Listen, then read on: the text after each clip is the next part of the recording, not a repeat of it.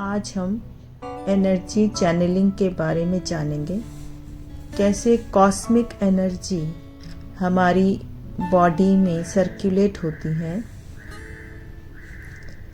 हमारी बॉडी कैसे चलती है। जब हम फूड खाते हैं, खाना खाते हैं, तो हमारी बॉडी वर्क करती है, लेकिन हमारी सोल, हमारी आत्मा कैसे वर्क करती है, इस बारे में आज हम जानेंगे।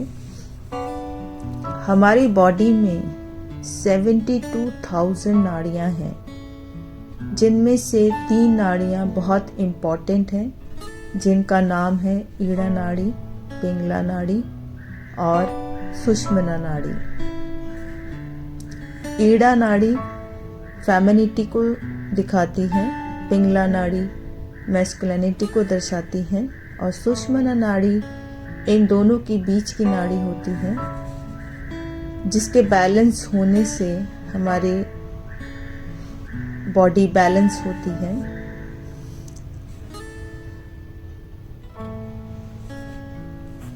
हर इंसान में मैस्कुलिनिटी होती है और फेमिनिटी, दोनों ही तत्व होते हैं।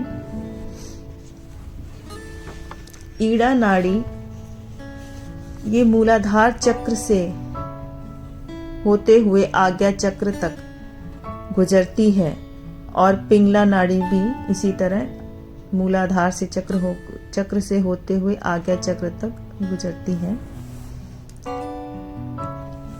ईड़ा नाड़ी हमारी चंद्र नाड़ी होती है। ये जब ये एक्टिव होती है तो इंट्रोवर्ट जो इंसान होता है वो ज़्यादातर इंट्रोवर्ट होता है। उसकी क्रिएटिविटी बहुत ज़्यादा होती है उसके अंदर। अगर हम प्राणायाम जो करते हैं, प्राणायाम जो आप लोग ने आज तक किया है, अनुलोम विलोम करते हैं आप, सांसों को अंदर और बाहर लेने से, इससे हमारी ये दोनों नाड़ियां एक्टिव होती हैं, एक्टिवेट होती हैं। और प्राणायाम करने से जब ईड़ा नाड़ी जब एक्टिव होती है तो हमारी क्रिएटिविटी बढ़ती है, सिक्स सेंस इंक्रीज होती है।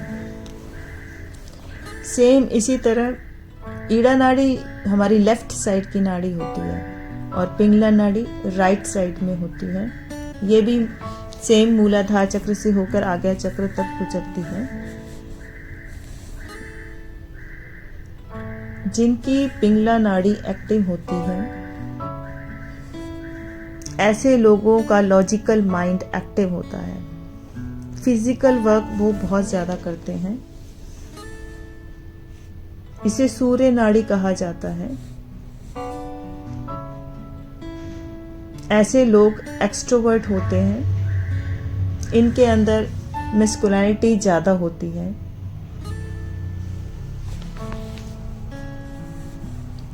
अगर आपको लगे कि आपकी बॉडी में एनर्जी नहीं है, बहुत थका थका लगे, तो हम लेफ्ट साइड की नॉस्ट्रिल को बंद करके राइट साइड के नॉस्ट्रिल से 10 बार या 12 बार सांस लें छोड़े, सांस लें छोड़े, तो हमारी पिंगला नाड़ी एक्टिवेट हो जाती है और हम एक्टिव हो जाते हैं, क्योंकि ये हमारी मैस्कुलिनिटी को दिखाती है।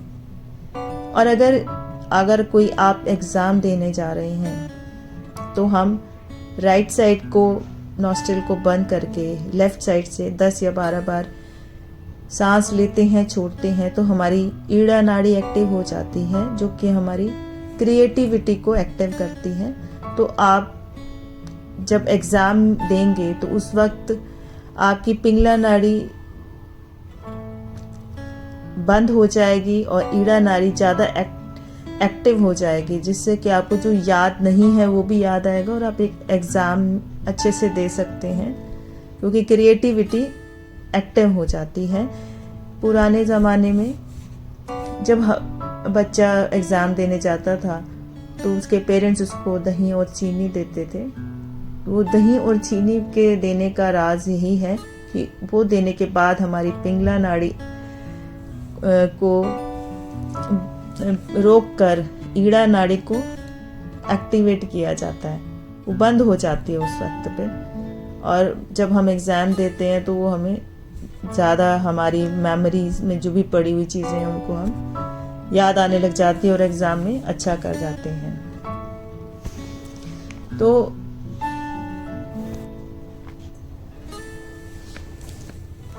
ऐसा इसमें कुछ ज़रूरी नहीं है कि अगर मेल है तो उसमें फेमिनिटी हो सकती है ज़्यादा एक्टिव, और अगर लेडी है तो उसमें मैस्कुलिनिटी की एनर्जी ज़्यादा हो सकती है। बहुत सी लेडीज़ ऐसी हैं जो कि फिज़िकल वर्क ज़्यादा करती हैं, और बहुत से मैन ऐसे हैं जो कि क्रिएटिव वर्क ज़्यादा करते हैं। तो जिसकी ईड़ा नाड़ी एक्टिव है उसमें स्त्री के गुण हो सकते हैं चाहे वो पुरुष हो, और जिसकी पिंगला नाड़ी एक्टिव है उसमें पुरुष के गुण हो सकते हैं चाहे वो स्त्री हो।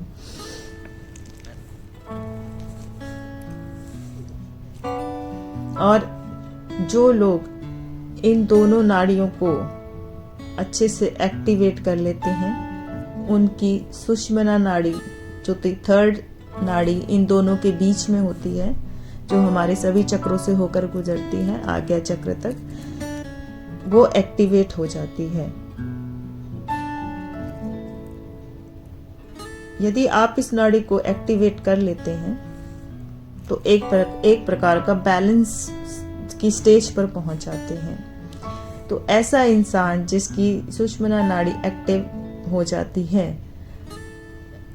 वो एक बैलेंस की स्टेज पे आ जाता है। उसे ना तो बहुत ज़्यादा दुख में दुख होता है, ना बहुत ज़्यादा सुख में सुख होता है। वो एक बैलेंस अपने आप में ही खुश रहता है वो। तो उसे कोई कुछ बोले तो उसे कोई फर्क नहीं पड़ता, कोई उसको डीमोटिवेट करे तो भी उसे कोई फर्क नहीं पड़ता, या बहुत ज़्यादा खुशी की कोई बात है तो वो इतना ठीक है खुश होता है पर इतना ज़्यादा भी मतलब उस चीज़ को नहीं लेता। तो वो एक बैलेंस की स्टेज होती है। हमारे योगी इसी नाड़ी को एक्टिवेट करते थे योग साधना से, प्राणायाम से, अपनी ऊर्जा को संतुलित करते थे, बैलेंस्ड कर लेते थे। जब ईड़ा और पिंगला नाड़ी पर काम किया जाता है, जो कि हम प्राणायाम ये तो हम भी करते हैं, लेकिन सुषुम्ना नाड़ी को एक्टिव करने के लिए इस पर बहुत ज़्यादा काम करना पड़ता है, जो कि हमारे सारे चक्रों को भी एक्टिवेट करती है।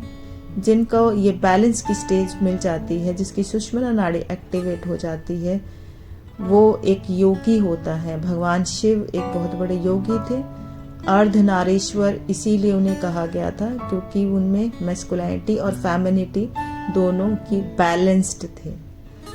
जिनकी ये बैलेंस्ड हो जाती है, और जब ये बैलेंस होती है, जब सुषुम्ना नाड़ी एक्टिव हो जाती है, एक्टिवेट होती है अच्छे से, तो इसी को कुंडलिनी जागरण भी कहा जाता है। तो इसके लिए ज़रूरी है कि आप योग, प्राणायाम और ध्यान करें।